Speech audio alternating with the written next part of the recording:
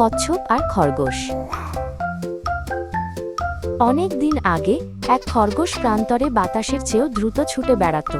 উজ্জ্বল সকাল বাতাসে সে গর্বভরে উঁচুতে লাফ দিত। আমাকে কেউ হারাতে পারবে না, সে চিৎকার করে বলত, আর প্রাণীরা তাকিয়ে থাকত। তার আত্মতুষ্ট কণ্ঠস্বর রৌদ্র ঝলমলে প্রান্তর জুড়ে প্রতিধ্বনিত হতো।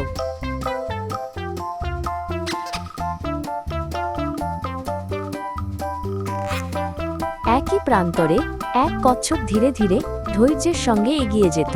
সে ফুল আর পোকামাকড়কে কোমল উষ্ণতায় অভিবাদন জানাত। আমি ধীর, কিন্তু থেমে যাই না, সবসময় এগিয়ে যাই, সে হালকা হাসিতে বলতো। তার শান্ত আর স্থির মন সকলকে সান্ত্বনা দিত যারা তাকে দেখত।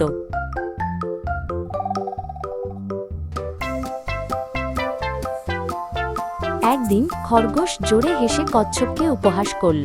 তুমি খুব ধীর, তুমি কখনোই আমাকে হারাতে পারবে না, সে ঠাট্টা করল।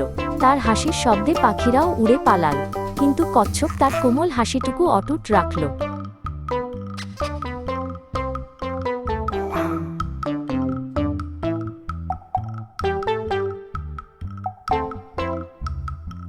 কচ্ছপ মাথা তুলে বলল, তাহলে চল দৌড়াই। খরগোশ চোখ পিটপিট করে আবার হো হো করে হেসে উঠল। তোমার সঙ্গে দৌড়, একেবারে সহজ ব্যাপার, সে গর্ব করে বলল। কচ্ছপ নরম কিন্তু দৃঢ় সংকল্পে মাথা নাড়ল।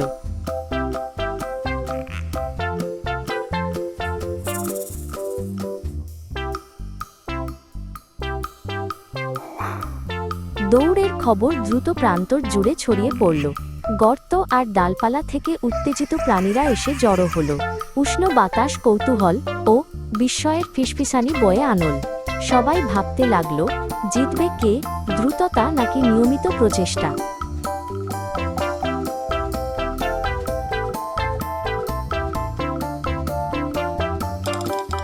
খরগোশ আর কচ্ছপ শুরু লাইনে দাঁড়াল। এক জ্ঞানী বুড়ো পেঁচা তার ডানা তুলে দৌড় শুরুর সংকেত দিল। প্রস্তুত, সতর্ক, শুরু। প্রান্তরে প্রতিধ্বনি তুলল, আর দৌড় শুরু হলো উচ্ছ্বাসে ভরা মুহূর্তে।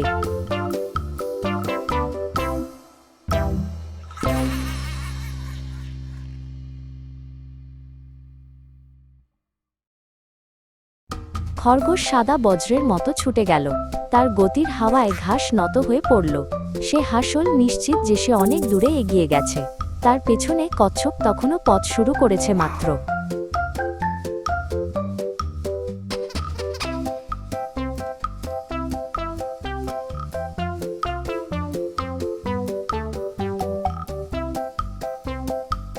কচ্ছপ কোমল কিন্তু স্থির ছন্দে এগোতে লাগলো। সে সামনে থাকা পথটুকুই মনোযোগ দিয়ে দেখছিল। পাখিরা তার খোলসের ওপরে থেকে নরম সুরে উৎসাহ দিচ্ছিল। সে সামান্য মাথা নাড়ল, তাদের সমর্থন গ্রহণ করল।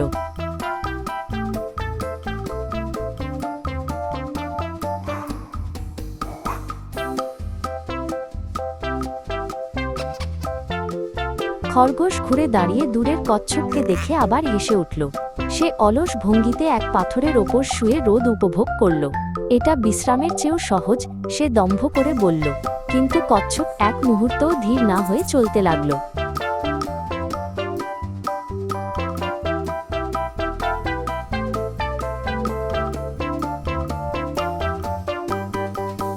খরগোশ এক ছায়াময় গাছের নিচে শুয়ে পড়ল। মৃদু বাতাস তার লোমে শীতলতা এনে দিত, আর চোখ ভারী হয়ে আসত। আমার হাতে অনেক সময় আছে, সে ফিসফিস করে বলল। শীঘ্রই সে গভীর, অসাবধানী ঘুমে তলিয়ে গেল।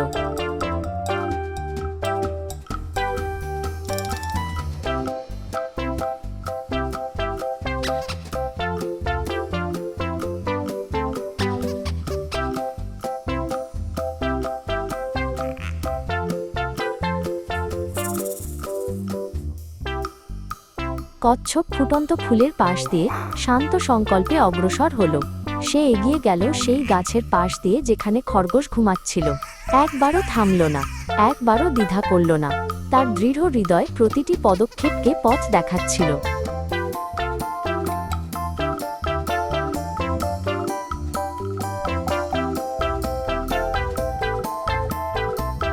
প্রাণীরা তাকিয়ে দেখল কচ্ছপকে, সে প্রায় গন্তব্যে পৌঁছে গেছে।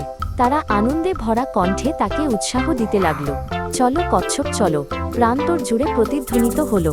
কচ্ছপ মাথা তুলল, বিনয়ী গর্ব তার চোখে ফুটে উঠল।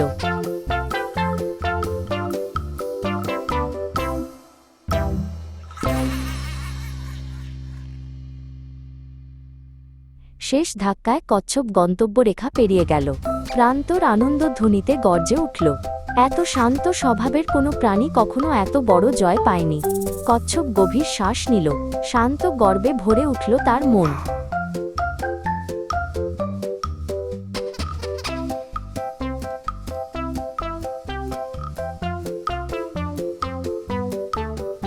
হঠাৎ খরগোশ বিভ্রান্ত হয়ে জেগে উঠল। সে লাফিয়ে উঠে বুঝতে পারল যে সে অনেকক্ষণ ঘুমিয়েছে। দৌড়! আমি ঘুমিয়ে পড়েছিলাম, সে চিৎকার করল। ভয় তার বুকে চাপ সৃষ্টি করল আর সে দৌড়াতে শুরু করল।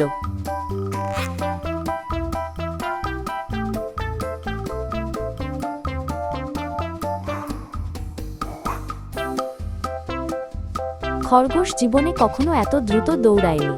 হাওয়া গর্জন তুলল যখন সে পথ বরাবর ছুটে চলল। উদ্বেগে তার হৃদস্পন্দন দ্রুত হয়ে উঠল, কিন্তু মনে মনে সে বুঝতে পারল হয়তো অনেক দেরি হয়ে গেছে।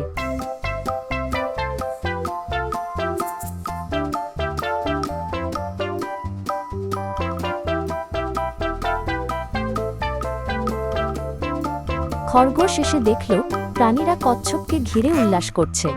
লজ্জায় তার কান দুটো ঢলে পড়ল। এটা ঠিক নয়, আমি তো একটু ঘুমিয়েছিলাম, সে অভিযোগ করল, কিন্তু কেউ তার অজুহাত শোনেনি।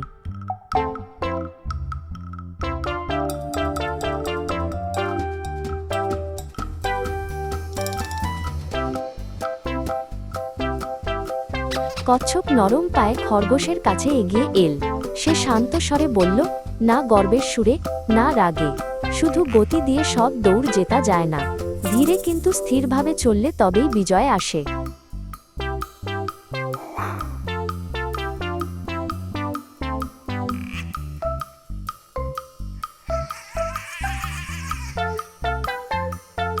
খরগোশ চোখ নামিয়ে নিজের ভুল বুঝতে পারল।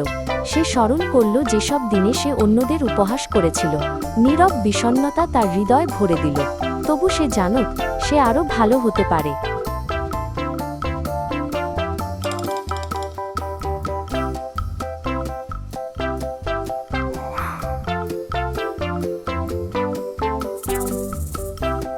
খরগোশ কচ্ছপকে একটি ছোট কিন্তু আন্তরিক হাসি দিল। এখন থেকে আমি আরো চেষ্টা করব, সে নরম স্বরে বলল। কচ্ছপ উষ্ণ সমর্থনে মাথা নাড়ল। প্রান্তর আবার প্রশান্তিতে ভরে উঠল।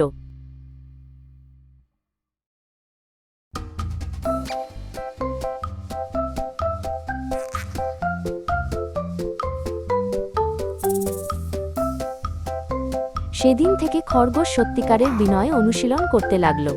মাঝে মাঝে সে কচ্ছপের পাশে পাশে হাঁটত, তার ছন্দে মিলিয়ে।